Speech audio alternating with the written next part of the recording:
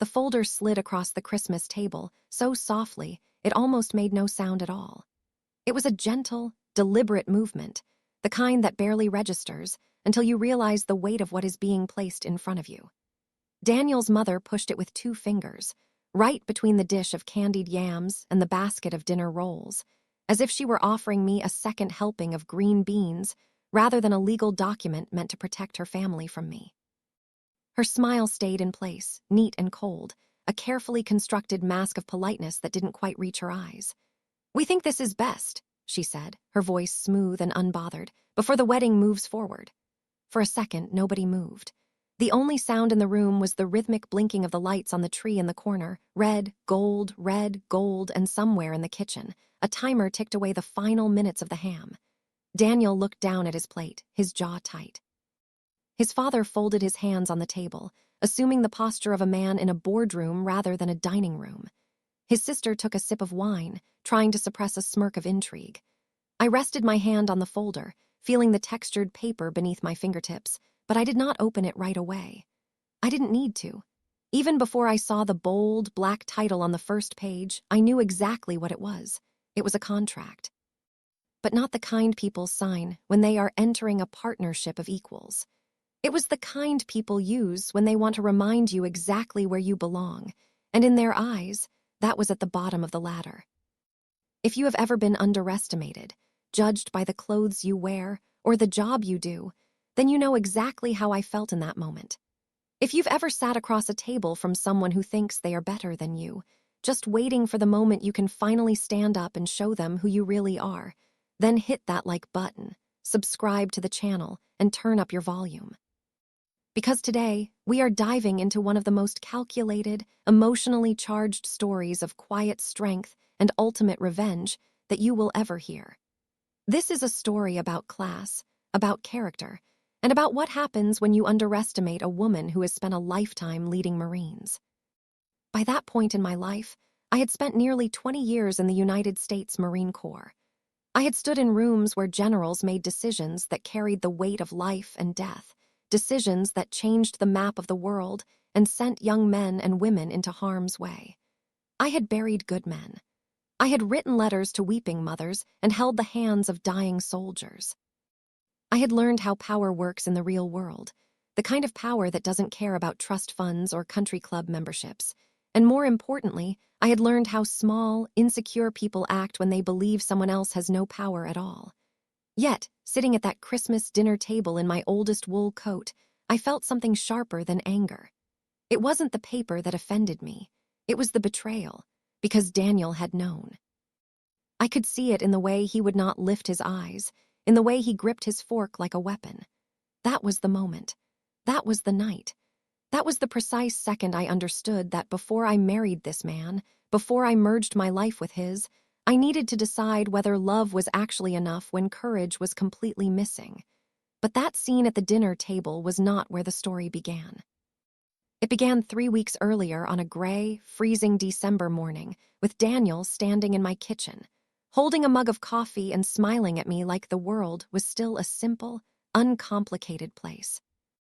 "I want you to come to Christmas dinner," he had said, his breath fogging slightly in the cool air of my kitchen. "My parents are finally ready to meet you properly." I was standing at the counter in my stocking feet, reading an early briefing packet I had to review before heading to the base. The townhouse I owned in a quiet neighborhood just outside Quantico was warm, plain, and tidy. It was a sanctuary, devoid of the clutter I dealt with at work. There was no expensive art on the walls, no dramatic or intimidating furniture, and no sign to the ordinary eye that the woman living there earned a solid military salary and carried a rank most men twice my age never reached. I kept my life that way on purpose. Daniel thought I worked in an administrative office connected to the base. He had never said the word clerk with disrespect. In fact, he always said it kindly, as though he admired that I was steady and unpretentious. He believed I handled paperwork and scheduling, something small, something quiet. I had let him believe that. Not because I enjoyed deceit, I truly did not. But after years of being saluted, deferred to, studied, and judged by rank, I had grown hungry for the one thing authority never seemed to bring me: unguarded affection. I wanted one person in my life who saw me before he saw the stars on my collar. So I had never corrected him. I was 38 years old, a major general in the United States Marine Corps with responsibilities that would have startled him if he had known them all. I commanded bases. I oversaw logistics for thousands of troops. My monthly pay was a little over $18,000 before taxes and deductions. I had my own home, my own retirement locked in, my own investments, and enough savings that I could have walked away from the service tomorrow and lived modestly for the rest of my life. But none of that interested me half as much as character did. Properly? I asked, looking up from my briefing packet. Daniel laughed, that soft, easy laugh that had first drawn me to him. You know what I mean, he said. I set the packet down and looked at him. I thought I'd already met them properly. You met them at that fundraiser for 10 minutes and my mother was distracted, he said. This will be different, just family Christmas, relaxed. I remember the little pause I took before answering. It was a tactical pause, a moment to assess the terrain. Daniel noticed it too. What? He asked. Your mother didn't seem distracted, I said. She seemed disappointed. He gave me that helpless half-smile of his, the one meant to smooth over discomfort without ever truly facing it, the one that drove me crazy even as I found it endearing. She just doesn't know you yet, he said. That was Daniel's way. He was a good man in many of the daily, ordinary senses. He remembered exactly how I took my coffee, black with a splash of cream. He checked the oil in my car without telling me. He took his suit jackets to the dry cleaner on time and sent flowers to the widows from our church. He called his aunt every Sunday without fail. He would bring in my grocery bags without being asked. But Daniel had been raised in a family where keeping the peace mattered more than speaking the plain truth. Around his parents especially, he softened himself into someone smaller. He didn't lie exactly. He just let things go unchallenged until they hardened into facts. When is dinner? I asked. Christmas Eve, he said. My sister and her husband will be there too. I set down the packet and turned fully toward him, leaning back against the counter. And what exactly have you told them about me? His eyebrows lifted a little too quickly. That you work on base, that's all, he said with a shrug. More or less. It would have been easy then. It would have been so simple to just say, Daniel, I am not an office clerk. I am a Marine Corps Major General. I have 2 stars on my shoulder. And if your parents want to know whether I can support myself, the answer is yes, and I can probably support them too. But something in me resisted. Not pride. Curiosity. By then I had spent enough time around wealth, real wealth, inherited wealth, anxious wealth, to know that many people were not measured by what they had, but by how they treated those who seemed to have less. Daniel's family came from old East Coast comfort, not dynastic riches, but the sort of money that lived in country club memberships, careful haircuts, and a belief that family reputation had to be protected from embarrassment at all costs. I had watched women like his mother my whole life, sweet voice, sharp eyes, generous in public, exacting in private, and I suddenly knew I wanted to see something clearly before I married her son. I wanted to know if Daniel was a man who could see past the surface, or if he was just another reflection of his parents' shallow values. All right, I said, I'll come. He smiled with relief and came over to kiss my forehead. You'll see, it'll be nice. I smiled back, but I did not answer. After he left for work, I stood alone in the kitchen for a long moment. The briefing packet was forgotten on the counter, my coffee cooling in my hand. Then I went upstairs, opened my closet, and looked past the tailored coats and goodwill dresses I wore for formal military functions when appropriate. I chose the oldest coat I owned. It was brown wool, still decent, but worn thin at the cuffs. A coat my mother would have called respectable, and other women might have called tired. My mother had raised me in a small town in North Carolina. My father died when I was young, and my mother worked in the county records office for 26 years, wearing sensible shoes and keeping every receipt in an envelope marked by month. She used to tell me, a person with good character doesn't need to announce herself. The world will eventually do the announcing for her. She also used to say, if you really want to know who people are, let them think you can't do a thing for them. Watch how they treat you when they think you have nothing to offer. I heard her voice that morning as clear as church bells, so I made a decision. I would go to Christmas dinner dressed plainly. No jewelry beyond my watch, no polished authority, no hints. I would keep my voice soft, answer briefly, and let them decide who I was. Not because I wanted revenge, not yet, because I wanted truth. The weeks before Christmas passed in the usual blur of duty and December obligations. There were change of command ceremonies, budget meetings that stretched for hours, personnel reviews that determined the course of young careers, and the annual ache that settles over military communities during the holidays. Everyone is mindful of who is deployed, who is grieving, who is coming home, and who is not. In public, I carried myself as I always did, calm, direct, self-contained. On base, people stood when I entered a room. Men twice my age chose their words carefully around me, waiting for my nod before they relaxed. In one afternoon, I might approve travel orders, review a disciplinary recommendation for a young private, and call the widow of a staff officer to offer condolences. By evening, I was home, watering a small fern near my living room window and heating soup on the stove. It suited me. Daniel came by often. We decorated my little artificial Christmas tree, listening to jazz and drinking wine. One Sunday afternoon, he brought peppermint bark from a local shop. He talked about his office Christmas party, his niece's choir concert, his mother's obsession with the table setting this year. "She has special china she only uses on Christmas Eve," he said, shaking his head. "My dad carves the ham like it's a ceremony." "Sounds lovely," I said. He hesitated, looking at me over the rim of his wine glass. "You're nervous." "No," I said, turning an ornament in my hand. "I'm observant." He laughed, but something in his face tightened, a flicker of anxiety he couldn't quite hide. A few nights later, he was flipping through channels in my living room when he said, a little too casually, "If my parents ask about your future, don't take it personally."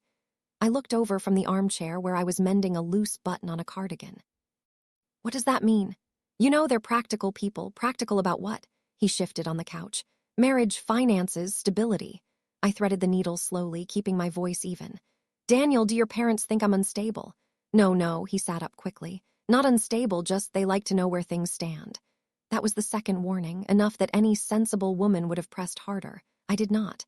I only nodded and kept sewing. I was committed to the test. The afternoon of Christmas Eve was bright and cold, the sun glaring off the frost on the ground. I dressed carefully in the role I had chosen. Dark skirt, plain blouse, low heels, my oldest coat, no earrings, no makeup beyond what was necessary not to look tired. I pinned my hair simply and left it that way. When I looked in the mirror, I saw exactly what I wanted them to see. A quiet woman, pleasant enough, forgettable if you were foolish. Daniel picked me up just before 5. He was wearing a navy sweater and looked handsome in the open, earnest way that had first drawn me to him. He carried a pie I had baked and complimented my coat, which told me he truly did not see what I was doing. He loved me, or he loved the version of me he had created, and for a while, that had been enough. On the drive to his parents' house, Christmas lights glowed across front porches and shrubs. The Maryland suburbs at Christmas time have a particular kind of order to them. Wreaths on every other door, neat lawns gone brown for winter, candles glowing in front windows, the feeling that people are trying very hard to produce warmth on schedule. Daniel reached over and touched my hand. "Thank you for doing this." "Of course," I said. "You'll like them more once you know them," he insisted. I turned my face toward the passing dark outside the window. "Maybe." Their house stood at the end of a quiet cul-de-sac. It was large without being vulgar, white columns, green shutters, a brass lantern by the door. It was the sort of place that had hosted many holidays and wanted you to notice it had done so successfully. Daniel parked in the driveway. Through the front window, I could see the glow of a tall tree and the movement of figures inside. I took one breath, then another, not because I was afraid of them, but because I knew, with the strange stillness that sometimes comes before a storm, that this night was going to tell me something final. Daniel came around to open my door, pie in one hand, smile in place. I stepped out, buttoned my old coat against the cold, and walked with him to the front porch. From inside, I could already hear laughter. Then the door opened. The woman who opened the door smiled the way people do when they've already made up their mind. "Daniel," she said warmly, leaning in to kiss his cheek. Then her eyes moved to me, quick and measuring. "And this must be you." Her voice lingered on the last word just a fraction too long. "Mom, this is," Daniel began. "I remember," she said, cutting him off gently. "We met briefly." She stepped aside to let us in. The house was exactly what I expected. Polished hardwood floors that gleamed under the light, a tall Christmas tree dressed in golden glass, the faint scent of cinnamon and baked ham in the air. Everything was arranged just so, the way people arrange a life they want others to admire. "Take your coat," she said, reaching for mine. I hesitated for the smallest moment, then let her. Her fingers brushed the sleeve, and I saw it, the almost invisible flicker in her expression when she felt the worn wool. Not disgust, not quite, just confirmation. She hung it carefully, as though it might shed dust on the other coats. "This way," she said. We moved into the living room where Daniel's father stood near the fireplace, one hand resting on the mantel. He was a tall man in his 70s, straight-backed with the kind of posture that comes from a lifetime of believing he has earned his place in every room. "Dad," Daniel said, "this is—" "Yes, yes," his father replied, extending his hand to me without waiting for the introduction. "Welcome." His grip was firm, his smile practiced. His eyes, like his wife's, did their work quickly, taking in my clothes, my shoes, my posture. "Good to finally have you here," he added. "Thank you for inviting me," I said. Behind him, a younger woman approached carrying a glass of wine, Daniel's sister. She was dressed beautifully, her hair done, her smile bright in a way that felt rehearsed. "So this is the mystery woman," she said lightly. "I've heard so much." I doubted that. Her husband followed a step behind, quieter, observing. "Can I get you something to drink?" Daniel's mother asked. "Water would be fine," I said. "Just water," the sister asked, a hint of amusement in her voice. "It's Christmas." "I'm driving later," I said. That wasn't entirely true, but it was simple. His mother returned with a glass of water and handed it to me with careful politeness. "Dinner will be ready in a few minutes. Why don't we sit?" We moved into the living room. Conversation began easily enough, but not naturally. Questions came my way, but they were shaped in a certain direction.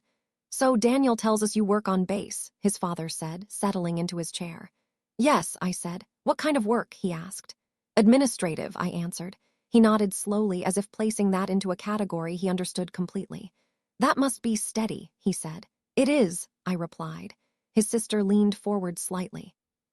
"Do you enjoy it?" "I value the structure," I said. That seemed to satisfy her, or at least confirm whatever she had already decided. Daniel tried to keep the conversation moving. He talked about work, about a project he was finishing, about a trip they might take in the spring. His mother listened, smiling at him, nodding, her attention warm and full when it rested on her son. When it returned to me, it cooled. "And your family?" she asked. "My mother passed a few years ago," I said. "I don't have any siblings." "Oh," she said softly, tilting her head. "That must be difficult." "It was," I said. There was a pause, not of sympathy, of recalibration. Less family, less support, less structure. His father cleared his throat. "Well, it's good you have Daniel now." I took a sip of water. "Yes," I said evenly. "It is." Dinner was announced a moment later, and we moved into the dining room. The table was set beautifully. White china with a delicate gold rim, crystal glasses, cloth napkins folded just so, a centerpiece of pine branches and candles. It was the kind of table my mother would have admired and then quietly worried about scratching. We took our seats.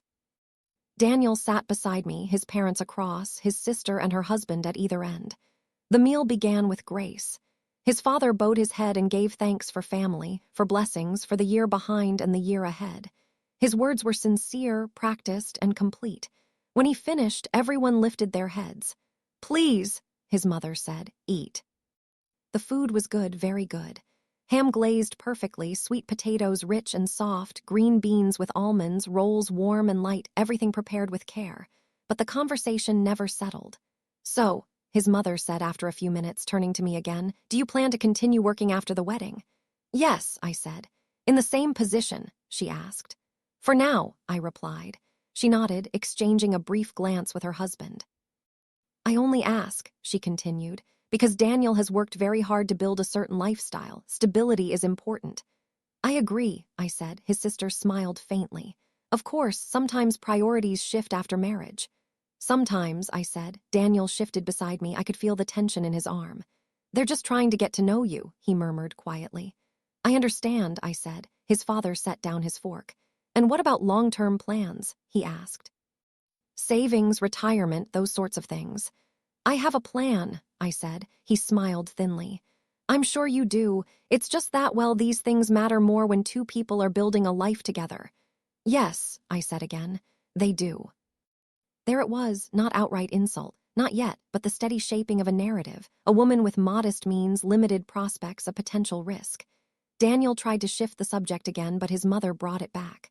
"We've seen situations before," she said, her tone gentle but firm, "where intentions are good but differences in background can create complications." I looked at her. "What kind of complications?" "Oh," she said lightly, "expectations, financial habits, responsibilities, and how those are shared." "And how those are shared," his father added. I folded my hands in my lap. "Shared how?" His mother smiled equitably. The word hung in the air. Daniel cleared his throat. "Mom, it's a reasonable conversation," she said. "Yes," I said calmly, "it is." And then it happened. His father leaned back slightly. His mother reached beside her chair. The room quieted in a way that had nothing to do with the food. She placed a folder on the table, and with 2 fingers she slid it toward me. "We think this is best," she said, "before the wedding moves forward." This time I did not wait. I opened it. The first page was exactly what I expected, a prenuptial agreement. But as I read, I saw more than legal language. I saw assumptions. I saw clauses that assumed I would contribute little, that I might depend, that I might take, that I needed to be managed before I could become part of their family. I read each line carefully.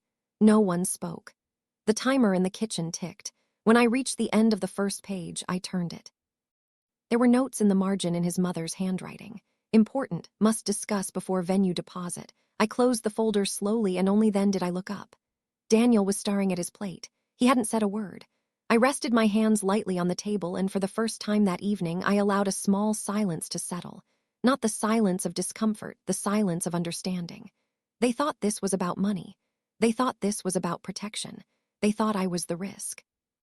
I looked at Daniel, then at his parents, and I realized something with perfect clarity. This was not the moment I had been invited into their family. This was the moment they had decided who I was allowed to be. They had just made their move. They had no idea they had just chosen the wrong woman. I let the silence sit a moment longer than most people would have, long enough for discomfort to settle into the room, long enough for each of them to wonder how I would react. Then I placed my fingertips lightly on the edge of the folder and said very calmly, "When was this drafted?" Daniel's mother straightened a fraction. "A few weeks ago." I turned my eyes to Daniel. "You knew about it." He swallowed. "We talked about it. I didn't think." "You didn't think I should be told?" I asked. "It's not like that," he said quickly. "I just didn't want to upset you before the holidays." His father leaned forward slightly. "There's no need to make this adversarial. This is simply a precaution. Standard, really." "Standard for whom?" I asked. "For families in our position," he said. I nodded once as if that answered something. "And what position is that?" I asked. His sister shifted in her seat. "Dad just means people who have something to protect." "I see," I said. I opened the folder again, flipping back to the first page. "And you believe I do not?" No one answered that directly. Daniel's mother offered a soft, measured smile. "We don't know enough about your financial situation. That's exactly the point. These things are best clarified ahead of time." "Clarified," I repeated. I turned another page, scanning the language, separate property clauses, limitations on claims, provisions that read less like mutual protection and more like a line drawn in advance. "And who drafted this?" I asked. "Our family attorney," his father said. "For both parties?" I asked. A pause. "Well," he said, "our attorney prepared the initial document. You would, of course, be free to have your own counsel review it." "Of course," I said quietly. I closed the folder again and rested my hands on top of it. Daniel reached for his water glass and took a sip he didn't seem to need. His hand trembled just slightly. "It's not personal," he said. "They would ask this of anyone." I turned my head slowly and looked at him. "Would you?" I asked. He hesitated. "That's not fair," he said. "No," I agreed. "It isn't." His mother leaned in, her tone still gentle but firmer now. "We are not accusing you of anything. We are simply being responsible. Marriage is not just emotional, it is practical." "I agree," I said. Her smile returned, relieved. "Then you understand." "I understand that you believe you are being practical," I said. "What I am still trying to understand is what exactly you believe you are protecting your son from." The words landed more directly than anything I had said so far. His father's expression tightened. "From complications," he said, "from misunderstandings, from situations that become difficult to unwind later." "Difficult for whom?" I asked. "For everyone involved," he replied. I nodded again, as though this were a conversation I was taking seriously because I was. I slid the folder a few inches back toward myself, not rejecting it, not accepting it, simply holding it in place. "And Daniel," I said, turning back to him, "you agreed to this." "I didn't agree," he said quickly. "I just didn't stop it." "That's the same thing," I said. He flinched slightly, like a man who has just realized the weight of a small decision. I let the silence return just for a breath. Then I asked very evenly, "What is the current value of Daniel's trust?" The question shifted the air in the room immediately. His father blinked. "I'm sorry. You mentioned protection," I said. "I assume that includes existing assets, so I'm asking what is the current value of his trust?" Daniel's sister gave a short, surprised laugh. "That's a little direct, don't you think?" "I'm being practical," I said. His father's mouth tightened. "That's not something we discuss casually." "And yet you are asking me to sign a legal document that would affect my future based on that information," I said. "So I don't see how it can remain undisclosed." No one spoke for a moment. I continued, my tone unchanged. "Is the house in Daniel's name, or is it held in a family trust?" "That's not relevant," his father said. "It is if we are discussing marital property," I replied. Daniel shifted in his chair. "We don't need to go into all that tonight." "We don't?" I asked. His mother stepped in quickly. "This is exactly why we wanted to have this conversation early, so that expectations are clear." "Clear for whom?" I asked again. Her smile thinned. I let my gaze move across the table, taking in each of them in turn. "I'm also curious," I said, "about Daniel's outstanding liabilities." Daniel's head snapped up. "What? You have a credit line connected to the business you started 2 years ago," I said. "Is that fully resolved?" The color drained from his face. His sister looked at him sharply. "What is she talking about?" "It's nothing," Daniel said quickly. "It's handled." "Is it?" I asked, still calm. His father frowned. "How would you know about that?" I met his eyes. "Because I listen," I said. The room had gone very still now. No one was eating anymore. The tree lights blinked quietly in the corner. Daniel stared at me, something like confusion and fear mixing behind his eyes. "Why are you doing this?" he asked. I considered that for a moment. "Because you asked me to take this seriously," I said. His mother set her fork down carefully. "This feels unnecessary." "Does it?" I asked. "Yes," she said. "We are trying to approach this in a respectful, structured way."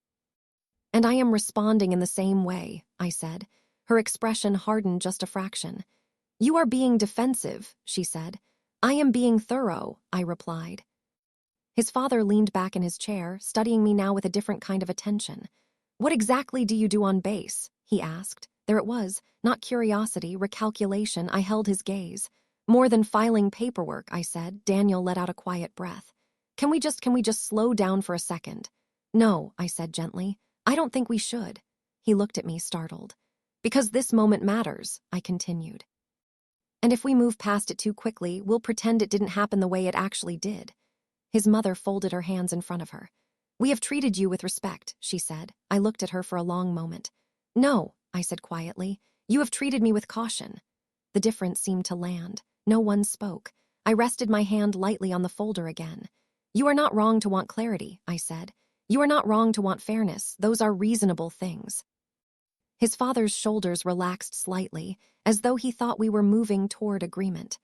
"But fairness requires information," I continued, "on both sides, and right now you don't have mine." Daniel's mother frowned.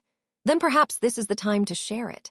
I looked at her, then at Daniel, and in that moment I understood something with absolute certainty. They still believed this conversation was happening on their terms. They still believed they were setting the conditions. They still believed I was the one who needed to prove something. I took a slow breath, and for the first time that evening, I allowed myself to consider what would happen next, not as a reaction, but as a decision. I straightened slightly in my chair and I said very calmly, "All right, all right." I said it again, a little more firmly this time, so there would be no misunderstanding. I folded my hands neatly on top of the contract. "If we're going to have a serious conversation about fairness, then we should do it properly." Daniel's mother nodded once, relieved, as if she believed I was finally stepping into the role she had prepared for me. "Yes," she said, "that's exactly what we're asking." I looked at Daniel first. "Before I answer anything else," I said, "I need to understand something." He met my eyes, uneasy. "Okay. Why didn't you stop this?" I asked. He swallowed. I told you I didn't want to cause a scene. A scene, I repeated quietly. I thought if we just got through dinner, we could talk about it later privately without all this.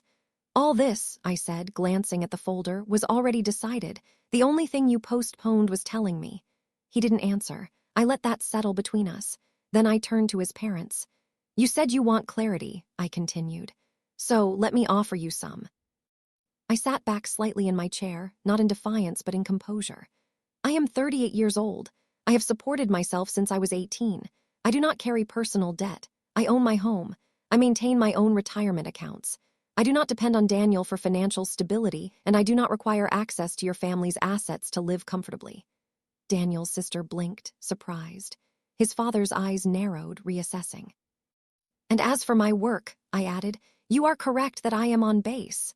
I paused just long enough for the weight of that understatement to register. But not in the way you've assumed. Daniel leaned forward slightly.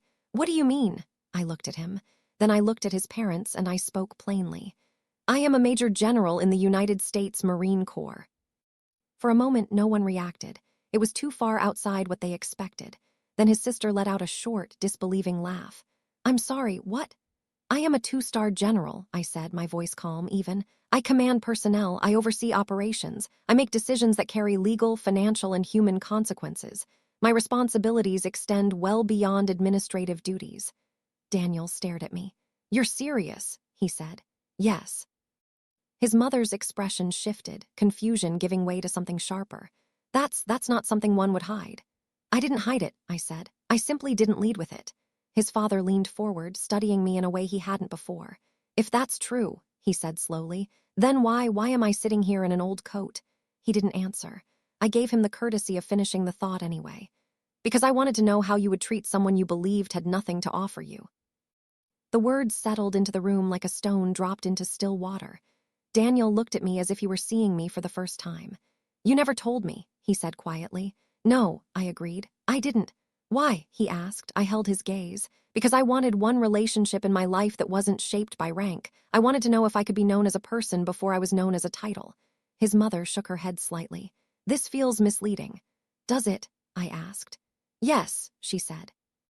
You allowed us to believe something that wasn't true. I allowed you to believe something you never questioned, I replied. His father sat back slowly. And now? He asked. Now, I said. We're having the conversation you wanted with all the information on the table. I lifted the folder again, tapping it lightly.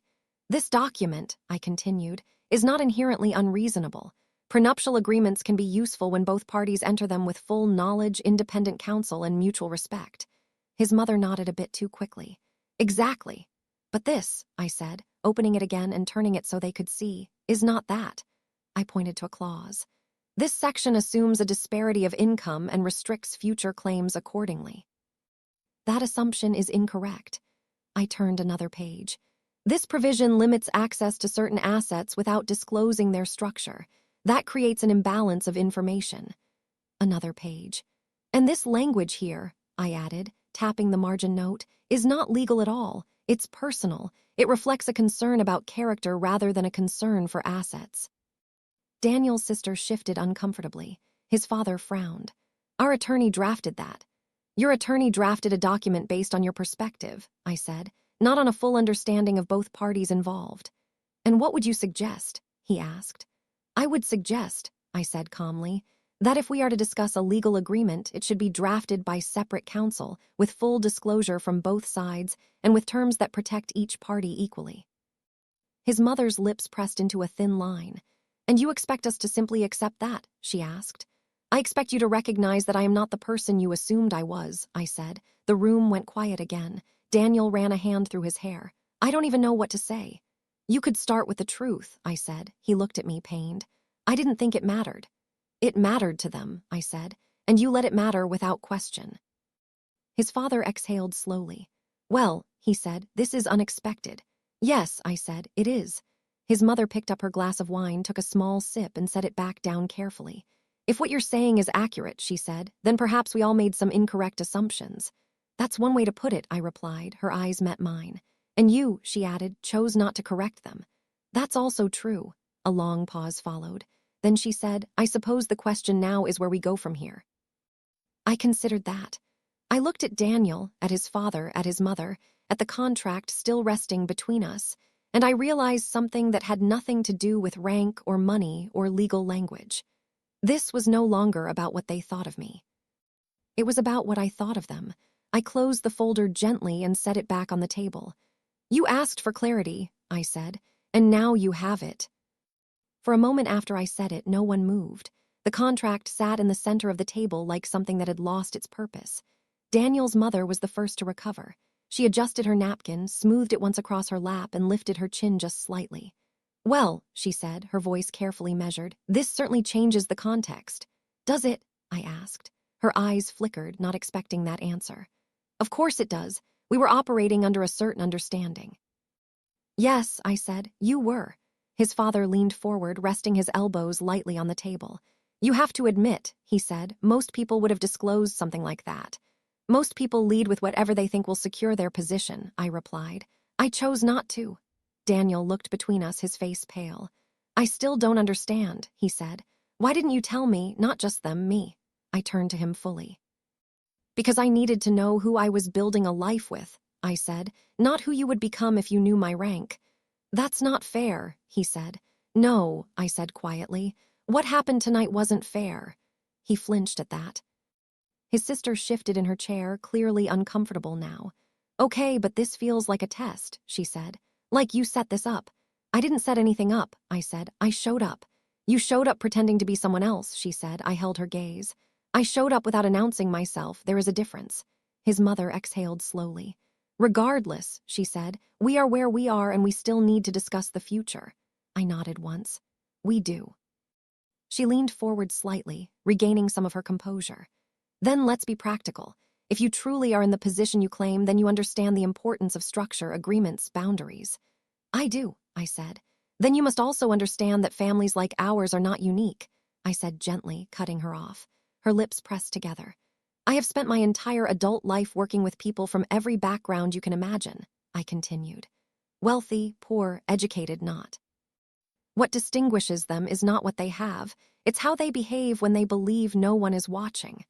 No one spoke. Daniel stared down at his hands.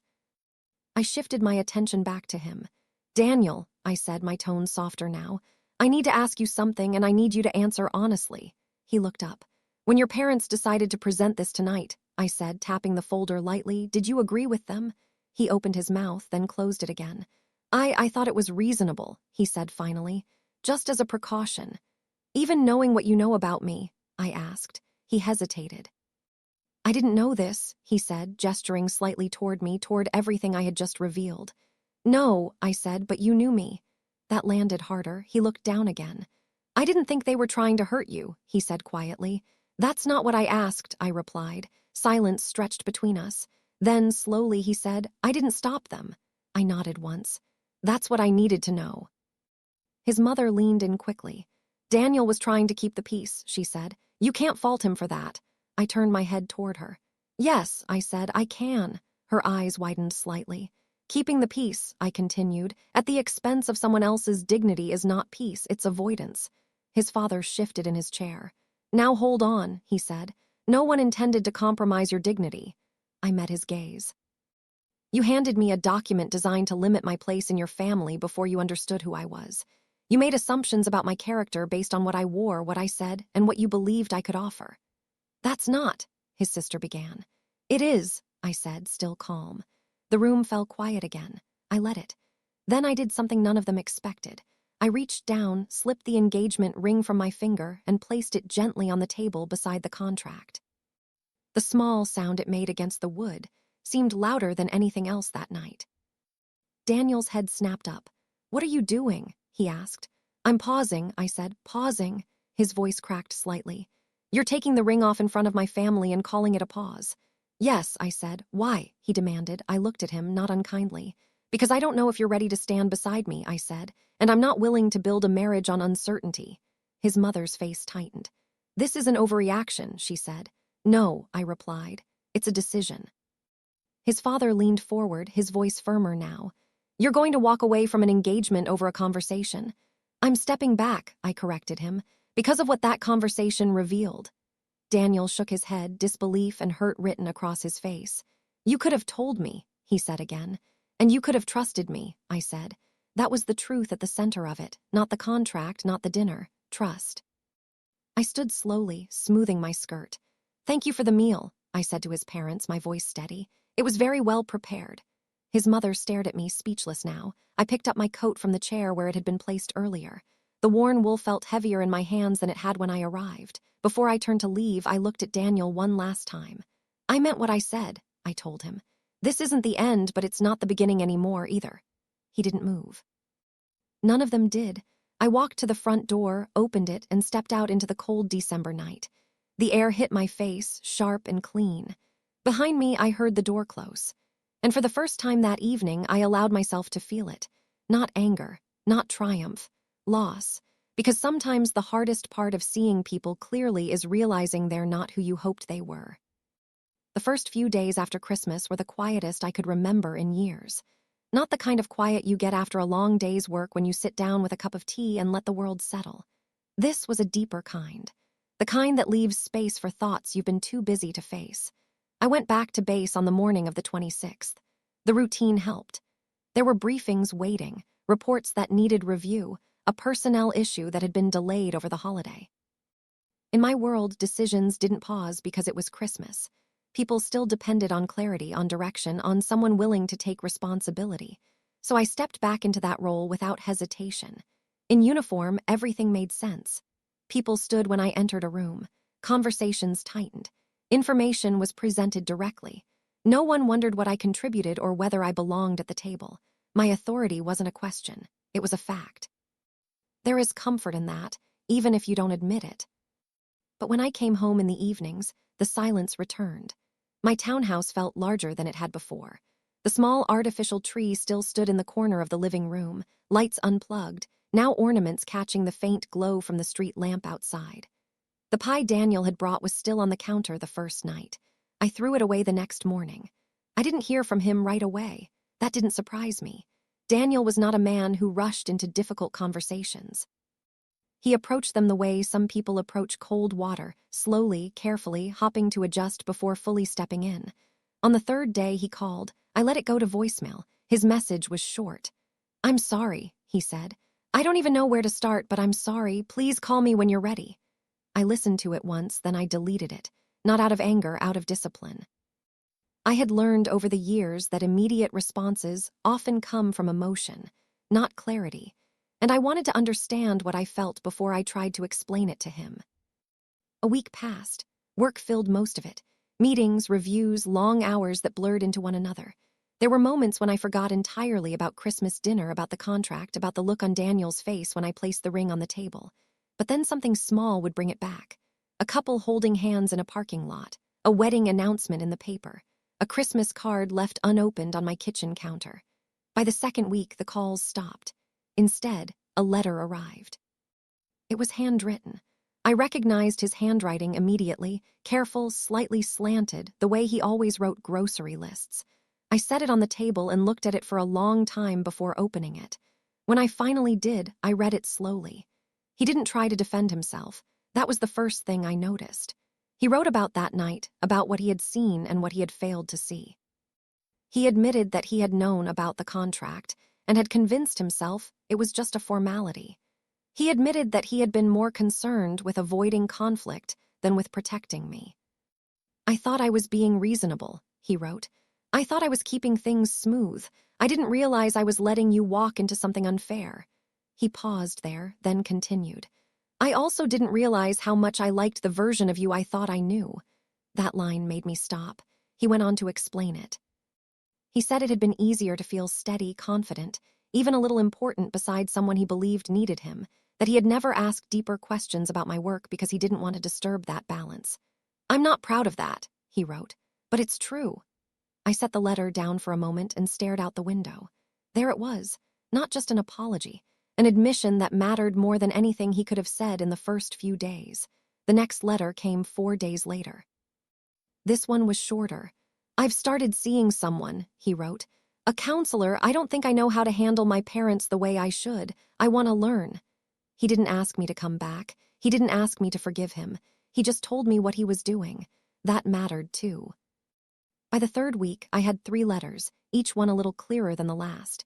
He wrote about his childhood, about the way his parents made decisions, about how disagreement was handled, not through open conflict, but through quiet pressure. He wrote about how he had learned to keep peace by stepping aside rather than standing up. I thought that was maturity, he wrote. I'm starting to see it was avoidance. I read that line twice. Then I folded the letter carefully and placed it with the others. I didn't respond, not yet. Around that same time, I received a call I hadn't expected. It was Daniel's mother. I let it ring once, twice, then I answered. Hello. There was a brief pause on the other end. I hope I'm not interrupting, she said. You're not, I replied, another pause. I wanted to follow up, she said, choosing her words carefully. About Christmas. Yes, I said. I believe things may have been misunderstood, she continued. I leaned back slightly in my chair. In what way? I asked. We were trying to be responsible, she said, and perhaps the way we approached it was too direct. Directness wasn't the issue, I said. She hesitated. What was the issue in your view? She asked. Assumption, I said, silence. Then more quietly, I see. I wasn't sure she did. I also wanted to say, she added, that we were not aware of your position. I understand that, I said, and had we known, she continued, we would have handled things differently. I let that sit for a moment. Would you? I asked. She didn't answer right away. I would hope so, she said finally. That was honest in its way. Then perhaps the issue wasn't information, I said. It was perspective. Another silence. I suppose, she said slowly, there is some truth in that. We ended the call shortly after. It wasn't an apology, not yet, but it was movement. The real change came a few days later. A letter arrived from Daniel's father. Typed, not handwritten, brief. I misjudged you, it read. Not because of what you withheld, but because of what I assumed. That is my responsibility. I regret the way that manifested. No explanations, no excuses, just that. I read it once, then I set it aside. It was enough not to repair everything, but to acknowledge something had been broken. The following week, I called Daniel. We agreed to meet, not at his parents' house, not at mine, but at a small diner just off the highway. It was the kind of place where the coffee is always hot, the booths are worn red vinyl, and no one pays much attention to who you are. It felt right. When I walked in, he was already there. He stood when he saw me. For a moment, neither of us spoke.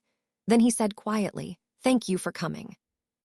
I nodded, and for the first time since Christmas, we sat down across from each other with nothing between us. He looked thinner, not in a way most people would notice right away, but I saw it. The lines around his eyes were a little deeper. His shoulders didn't sit as easily as they used to. There was something in his posture, less certain, more deliberate. He waited until I had settled into the booth before he sat down again. A waitress came over, poured coffee for both of us without asking, and left us with 2 menus we didn't need. "Thank you for coming," he said again. "You said that already," I replied, not unkindly. "I know," he said. He gave a small, nervous smile. "I just didn't want to assume." "That's new," I said. He nodded. "I'm trying." We let that sit for a moment. Outside, cars moved steadily along the road. Inside, the quiet hum of conversation and clinking dishes created a kind of privacy that didn't feel forced. Around us, older couples leaned toward each other, sharing stories, finishing meals they had probably ordered the same way for years. It grounded the moment. Daniel wrapped his hands around his coffee cup. "I read your face that night," he said. "After the contract, I knew something had changed. I just didn't understand what." "You understand now?" I asked. He nodded slowly. "More than I did, not completely, but enough to know I was wrong." "I didn't respond right away," he continued. "I kept telling myself it wasn't a big deal. I told myself it was just paperwork, that everyone does it." "Everyone doesn't," I said. "I know that now," he paused. "It wasn't the contract, was it?" "No," I said. "It wasn't." "It was me," he said. "It was what you didn't do," I corrected gently. He looked down at the table. "I've been thinking about that a lot," he said. I waited.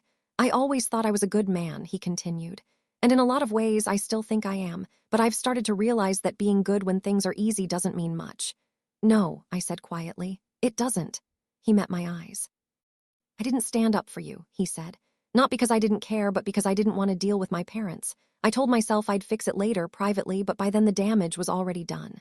"Yes," I said. "I'm sorry," he said. I believed him. But belief, I had learned, was not the same as trust. "What have you done since then?" I asked. He seemed relieved by the question, grounded by it. "I've been seeing a counselor," he said, like he wrote. "Twice a week at first, now once." I nodded. I didn't realize how much of my life I've spent trying to keep things smooth, he went on. How much I avoid conflict, especially with my parents. That's not uncommon, I said. I know, he replied, but it's not something I want to keep doing. He took a breath. I met with a lawyer too, he added. Not my parents' attorney, my own. That caught my attention. And, I asked him what a fair agreement actually looks like, Daniel said. Mutual disclosure. Separate representation. Terms that protect both people, not just one. That's correct, I said. I didn't know that, he admitted. I just assumed my parents did. Assumption seems to run in your family, I said. He gave a small, rueful smile. Yeah, I've noticed. We sat quietly for a moment, both of us absorbing what had been said. Finally, he looked at me again. I'm not asking you to come back, he said. Not yet, I know I don't have that right. I appreciated that. I just wanted you to know I'm working on it, he continued. On myself, on how I handle things, on how I show up. I studied him. He wasn't trying to persuade me. He wasn't trying to charm his way back into place. He was simply telling the truth as he understood it. That was new. What about your parents? I asked. He exhaled slowly. That's been harder, he said, but I've started setting boundaries. In what way? I told them I wouldn't discuss our relationship unless you were present, he said, and that if we ever move forward again, decisions like that, he nodded toward the invisible memory of the contract, won't happen without both of us involved from the beginning. And how did they respond? I asked. My mom was upset, he admitted. My dad didn't say much at first, but he wrote you that letter. I received it, I said. He nodded. He doesn't apologize easily, Daniel said. That was a lot for him. I know, I said. We fell into another quiet. The waitress came back, refilled our coffee, and asked if we wanted anything else. We both shook our heads. When she left, Daniel spoke again. I don't expect you to trust me right now, he said. I just want the chance to become someone you can trust again. I let that sit between us. Outside, a truck passed, its headlights sweeping briefly across the window. Trust isn't something you ask for, I said finally. It's something you build. I know, he said. And it takes time, I added. I have time. He replied. I looked at him for a long moment. There was no certainty in what I felt, no clear answer, but there was something else, possibility. I'm not ready to decide anything today, I said. I understand, he said, but I am willing to keep talking, I continued. Relief moved across his face, quiet but unmistakable. Thank you, he said. I nodded once. We finished our coffee in a more comfortable silence than before. When we stood to leave, he didn't reach for my hand. He didn't try to close the distance. He simply walked beside me to the door. Outside, the air was cold again, though not as sharp as it had been on Christmas Eve. We stood there for a moment. Same place next week, he asked. Yes, I said. He smiled, small and genuine. I'll be here, he said. I know, I replied. And as I walked to my car, I realized something I hadn't allowed myself to consider before. Not that everything would be easy. Not that everything would be fixed. But that sometimes people can learn. If this story made you pause even for a moment and think about how we treat others when we believe they have nothing to offer, then it's already done something meaningful. If you've ever been underestimated, or if you've ever realized you underestimated someone else, you're not alone. Stories like this remind us that respect isn't earned through titles or wealth. It's revealed through behavior. It's found in the silence between words, in the way we treat people when we think there are no consequences for our rudeness. The real revenge wasn't the rank, and it wasn't the money. The real revenge was the truth, seeing people clearly for who they were, and then having the strength to walk away until they were worthy of being walked toward. If this story gave you chills, smash that like button and tell us in the comments. What's the most satisfying revenge you've ever witnessed? Have you ever judged someone by their cover and been completely wrong? And of course, subscribe for more stories like this. We'll see you in the next one.